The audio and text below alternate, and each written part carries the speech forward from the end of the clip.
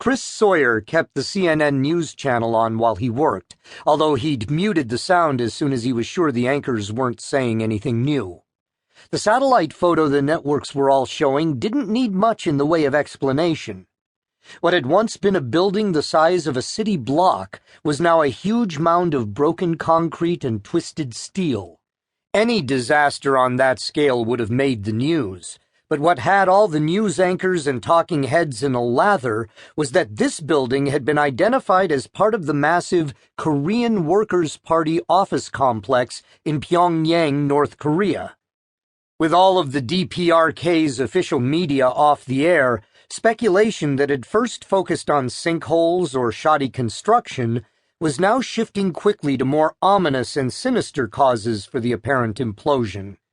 Before he'd hit the mute button, they were also zeroing in on the possible significance of this catastrophe as it occurred on August 15th.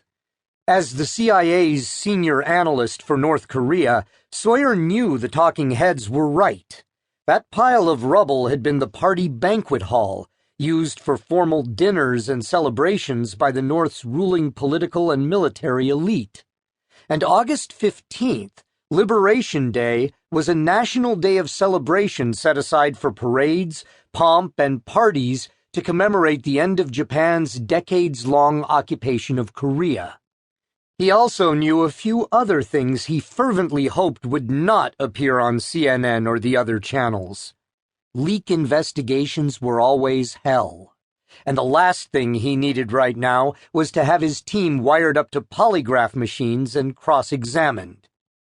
He stared again at the image of the ruined building plastered across the screen. A network of tunnels ran under Pyongyang, connecting Kim Jong Un's offices and residence with other official buildings.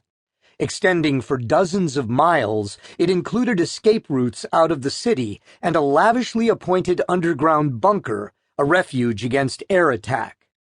Many of the tunnels had been bored through solid rock to a depth of 300 meters, and they were wide enough for cars and other vehicles to use.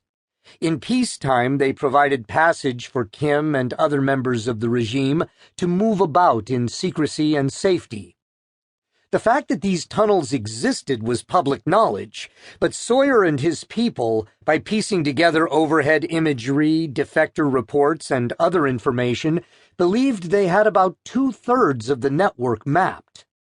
If the U.S. ever went to war with North Korea, the Air Force would suddenly find a few dozen new targets added to its bombing list.